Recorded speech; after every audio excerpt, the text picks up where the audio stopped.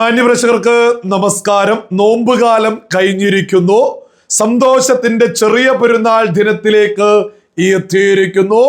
രാജ്യത്തോട് ചേർന്ന് നിൽക്കുന്ന, രാജ്യത്തോട് സ്നേഹമുള്ള എല്ലാ പ്രിയപ്പെട്ടവർക്കും ഹൃദയത്തിൽ നിന്ന് ചെറിയ പെരുന്നാൾ ആശംസകൾ നേരുന്നു.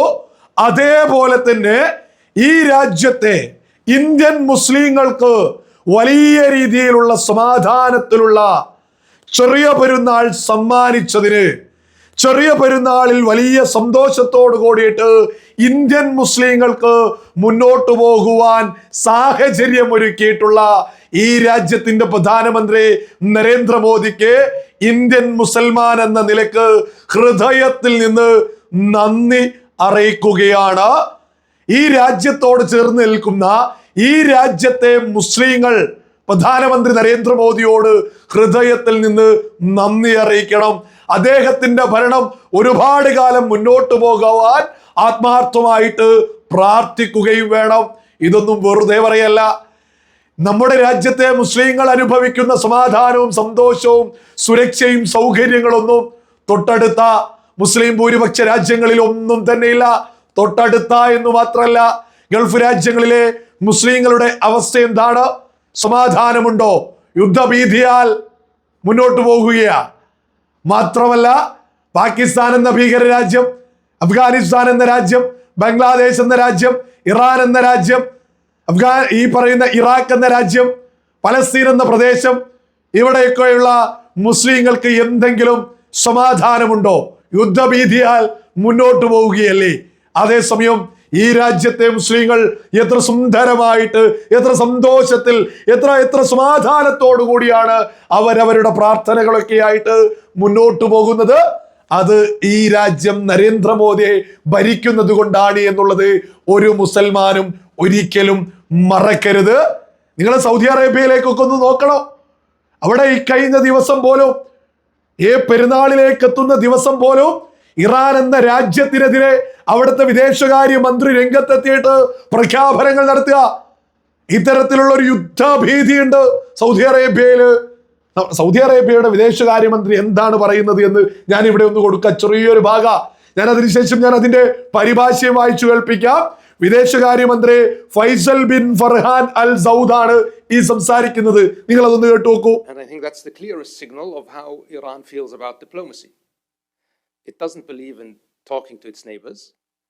It tries to pressure its neighbors. And what I can say categorically, that's not going to work. The kingdom is not going to succumb to pressure. On the contrary, this pressure will backfire.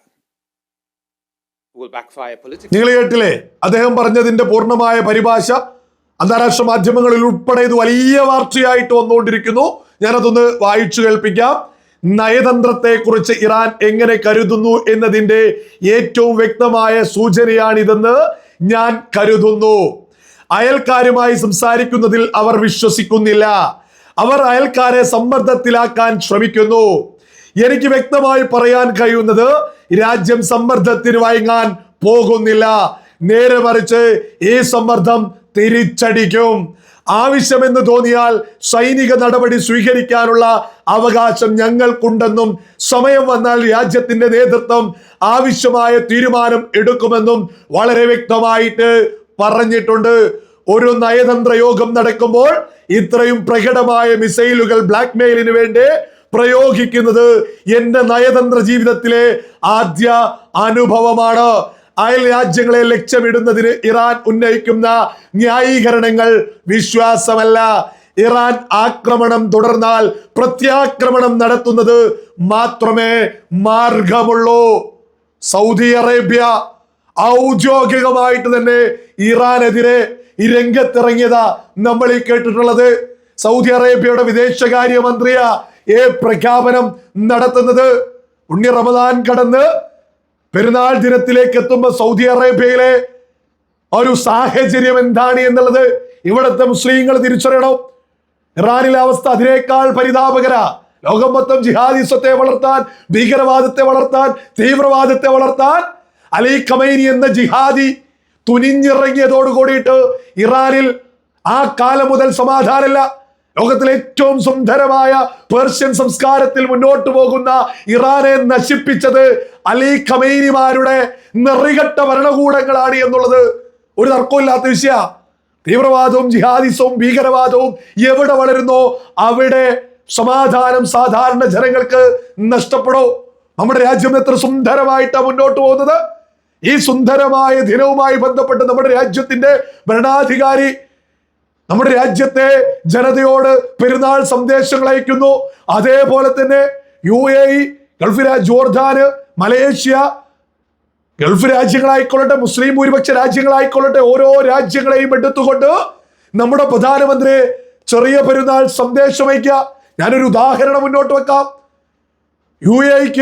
UAE പ്രസിഡന്റിന് നമ്മുടെ പ്രധാനമന്ത്രി ഫോണിൽ ബന്ധപ്പെട്ടുകൊണ്ട് സംസാരിച്ചതിന്റെ ഒരു ex post ആണ്, നരേന്ദ്രമോദിയുടെ പോസ്റ്റാണ്. ഞാനതൊന്ന് വായിച്ചു കേൾപ്പിക്കാം.